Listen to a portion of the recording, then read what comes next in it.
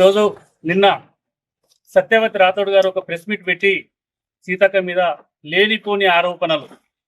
లేనిపోని పసలేని ఆరోపణలు చేస్తూ కేసీఆర్ కు నోటీస్ ఇచ్చే ధైర్యం ఉందా సీతక్కకు అని మాట్లాడింది. ఇవాళ టీఆర్ఎస్ పార్టీకి అధ్యక్షుడిగా ఉన్నటువంటి కేసీఆర్ గారికి ఇవ్వకపోతే సత్యవతి రాథోడ్కి ఇస్తాం. ఆ నోటీస్ ఎవరికి ఇస్తాం? ఇవాళ సెంట్రల్ గవర్నమెంట్ పంపించిన 54 కోట్ల రూపాయలలో ఇవాళ శిశు సంక్షేమ శాఖ వారు దాన్ని పబ్లిక్ టెండర్ పిలిచి, దానికి హై లెవెల్ కమిటీ ద్వారా టెండర్ పిలిచి ఫస్ట్ ఒకరు 16,000 అని టెండర్ వేసినాక ఇంత రేటు ఇవ్వలేమని దాన్ని తగ్గించి రీటెండర్ రెండోసారి టెండర్ ఇచ్చి అప్పుడు 11,650కి అగ్రిమెంట్ చేసుకొని దాని ద్వారా పంపిణీ చేయడం జరిగింది. సెంట్రల్ గవర్నమెంట్ డైరెక్ట్ సీతక్కకు ఉన్న డబ్బులు వేసినట్టు సీతక్క గారు పోయి షాప్లో సెల్ ఫోన్లు ఉన్నట్టుగా చిత్రీకరించి ఇవాళ అవినీతి ఆరోపణలు చేస్తూ కాలం గడుపుతున్న కిషాంక్ అనే వ్యక్తి బీఆర్ఎస్ సోషల్ మీడియాకు ప్రతినిధి. ఆయనే ఒక ప్రభుత్వ ప్రతినిధి కాదు, లేకపోతే మామూలు సామాన్య కార్యకర్త కాదు.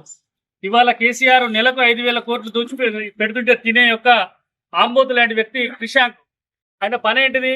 ఇవాళ బురద చల్లడమే ఆయన పని. అలా డబ్బులు తీసుకోవాలి. ఇలా రాష్ట్రంలో ఎవరికైతే మంచి గుర్తింపు ఉంది నాయకులకు వాళ్ళ మీద బురద చల్లే పని పెట్టుకొని దాని మీద అబాస్పాలు చేయడానికి పూనుకున్నాడు. అదేవిధంగా ఇంకొక ఆయన ఇక్కడ రెడ్కో చైర్మన్ సతీష్ రెడ్డి, ఆయనే మాజీ చైర్మన్, ఎక్కడి నుంచో వలస వచ్చి ఇవాళ ఇక్కడికి వచ్చి బీఆర్ఎస్ పార్టీ పక్షాన చేరి ఇవాళ వాళ్ళ అధికారంలో ఉన్న రోజు కూడా సీతక్క గారు ఎమ్మెల్యేగా ఉండి చేసే పనులను కూడా వివిధ రూపాలలో చిత్రీకరించి అబాస్పాలు చేయడానికి ప్రయత్నం చేసిండు. సాధారణ ఎన్నికలలో కూడా 200 కోట్ల రూపాయల డబ్బులు ఖర్చు పెట్టి సీతక్క గారిని ఓడగొట్టాలని ఆయన లేని వ్యవహారాలు. ఆయనకున్న పని ఏంటంటే ఈ రీల్స్ చేయడం, మనుషులను ఏదో తప్పుడు ధరలో పట్టించే ఆయన పని పెట్టుకున్నాడు. కాబట్టి ఇట్లాంటి నాయకులు సాగవు బిడ్డ. సతీష్ రెడ్డి, ఇంకొకసారి నువ్వు రెడ్కో చైర్మన్గా ఉండి ములుగు నియోజకవర్గం కానీ లేదంటే వరంగల్ జిల్లాకు కానీ నువ్వు ఎలగబెట్టిన ఘనకార్యం ఏం లేదు.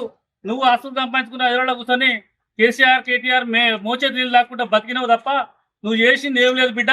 నువ్వు ఒకవేళ మిలుగు నియోజకవర్గానికి కనుక వచ్చినట్టయితే నీ బట్టలు కూడా తీసి కొట్టడం మాత్రం ఖాయం ఉంటుంది బిడ్డ. ఇప్పటి వరకైనా సరిదిద్దుకో. నిజాలు ఉంటే, ఏదైనా తప్పు జరిగినప్పుడు నిజాలు ఉంటే కోర్టులు వేసుకో, లేదంటే నిజ నిర్ధారణ కమిటీకి ఫిర్యాదు చేసుకో. ఇవాళ గవర్నమెంట్ రూపాయలు ఉత్తనే ఏదో మన జేబుల రూపాయలే ఖర్చు పెట్టడానికి ఎవరికి కూడా అధికారం ఉండదు. ఉంటే మీకు ఉండదు. అప్పుడు ఇవాళ నీ కేటీఆర్ కార్ రేసింగ్ కేసులో 500 కోట్లు ఉత్తనే నోటి మాటగా ఐఏఎస్ చెప్పియాలి. ఐఏఎస్ బలిపశువుని చేసింది ఇవ్వాలన్నాడు. అట్లాంటి వివరాలు మీ దగ్గర ఉన్నాయి తప్ప ఇవాళ మా సీతక్క అట్లాంటివి చేసే వ్యక్తి కాదు. అట్లాంటి ఇంకెవరైనా చేసినా కూడా సహించే వ్యక్తి కాదు బిడ్డ. ఎప్పటికైనా మానుకొని జాగ్రత్తగా ఉండాలని హెచ్చరిస్తున్నాం.